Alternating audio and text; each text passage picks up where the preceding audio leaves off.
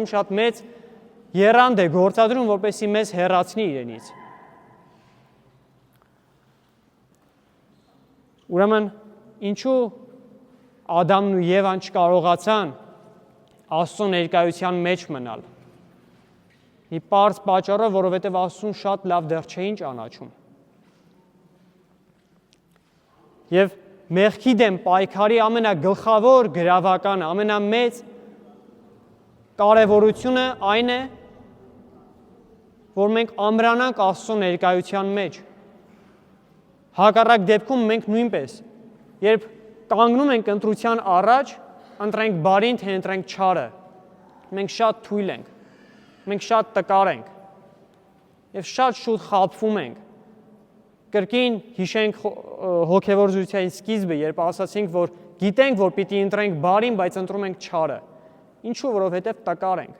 որովհետև Աստծո մեջ հաստատված չենք։ Մեղքի դեմ պայքարի ամենագլխավոր ձևը, սիրելիներ, Աստծուն ճանաչելն է։ Աստծուն մեր մեջ ունենալն է ամեն ժամ Աստծուն ներկայության մեջ լինելն է։ Մի օրինակ հիշեցի, երբ առավոտյան լույսը բացվում է,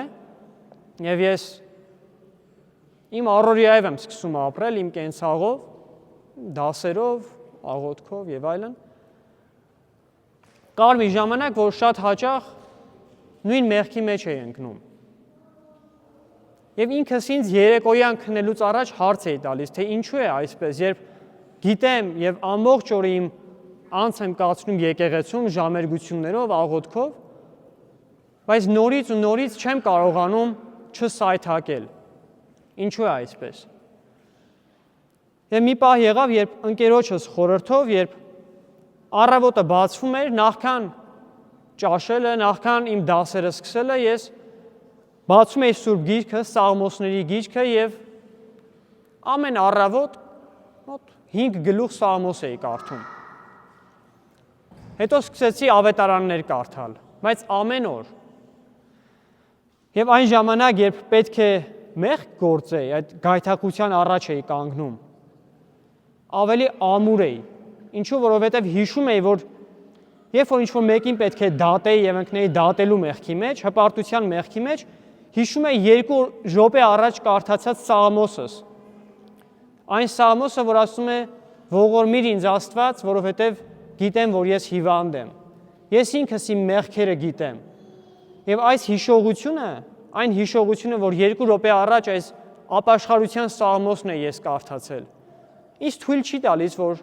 ինչ-որ մեկին դատեմ, ինչ-որ մեկին մեղադրեմ կամ հպարտանամ։ Բայց երբ մենք չենք ընթերցում, մենք բոլորի մեղքերը տեսնում ենք, բայց մեր մեղքերը չենք տեսնում։ Եվ այսպես հետագայում, երբ մենք Սուրբ Գիրք չենք ընթերցում, մենք շատ թույլ ենք, շատ տկար ենք գայթակղության դիմաց։ Եվ ինչպես դատելու, հպարտանալու, այդպես էլ մյուս մեղքերի մեջ ենք ընկնում։ Բայց եթե մենք հիշենք, որ Աստված մշտապես մեզ հետ է,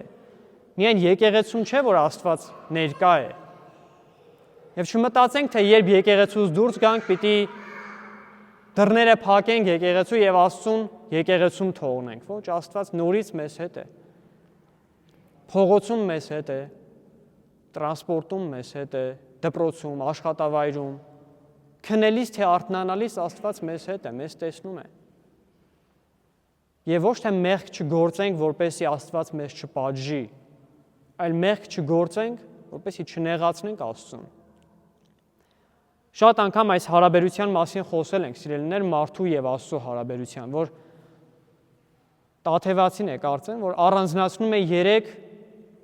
շերտ մարդու և Աստծո հարաբերության։ Ասում է, առաջին շերտը, երբ մարդը նոր է հաստատված հավատքի մեջ, մեղք չի գործում, որովհետև վախենում է Աստծուց։ Վախենում է, որ հանկարծ Աստված մի պատուհասի չենթարկի իրեն, հանկարծ մի պատիժ չգա իր գլխին, իր առողջությունը չկորցնի, իր ունեցվածքը չկորցնի։ Հետո երբ որ մի փոքր խորանում է հավատքի մեջ,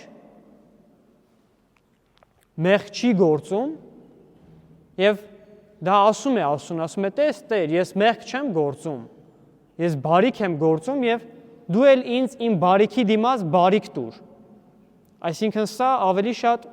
շահադիտական սեր է։ Եվ մենք բոլորս այս 3 աստիճանների միջով անընդհատ անցնում ենք։ Այսինքն առաջինը ծառայողական սերն է, երբ մենք վախենում ենք Աստծուց։ Երկրորդը շահադիտական սերն է, երբ մենք ասում ենք Տեր, ես քեզ սիրում եմ, ես լավն եմ անում եւ լավն էլ քեզանից եմ ակնկալում։ Եվ երրորդը որդիական սերն է, երբ մենք մեղք չենք գործում, որպեսզի ոչ թե Աստծուց վարձ ստանանք դրա հանդեպ, այլ մեղք չենք գործում, որպեսզի չնեղացնենք Աստծուն։ Ինչպես անառակ որդին, չէ, երբ գիտակցեց իր գործած մեղքերը, վազեց իր հոր մոտ եւ ասաց. Տեր, ների ինձ, որովհետեւ մեղանչեցի երկնքի եւ քո առաջ։ Եվ ասաց. այլևս արժանի չեմ որդի կոչվելու անգամ։ Հիմա նույնպես մենք, սիրելիներ, մեր հարաբերությունը պիտի ձգտենք հասցնել այս կատարյալին, այս երրորդ աստիճանին, որպեսզի Աստծուն ընդունենք իբրև մեզ հայր, որպեսզի չնեղացնենք մեր ծնողին եւ կարողանանք ամեն վարքյան մաքուր ճակատով կանգնել մեր հոր առաջ։ Իսկ եթե անգամ նեղացրել ենք, կարողանանք քաջություն ունենալ խոստովանելու մեր մեղքը, որովհետեւ բոլորն էլ ի վերջո մեղանչական են, բոլորս էլ մեծ թե փոքր մեղքեր գործում ենք, բայց կարևորը գործած մեղքից հետո խոստովանելն է,